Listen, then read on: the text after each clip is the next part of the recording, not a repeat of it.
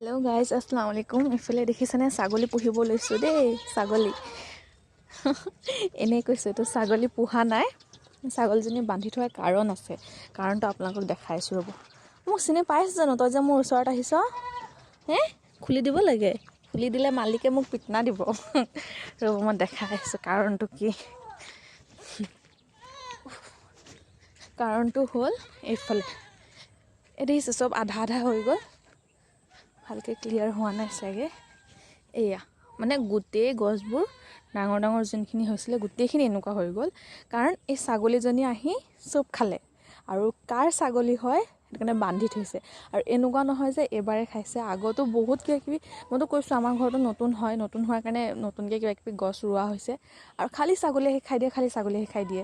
আৰু এইকেইজনী ছাগলী আৰু দুজনীমান আছে ইয়াৰ লগত, সেইটো কাৰণে তাৰপৰা এজনী বান্ধি থৈছে কাৰ ছাগলী হয় চাবলৈ। এইফালে কঁঠাল গছ আছিলে, সেয়াও খালে। তো এয়াই ভিডিঅ'টো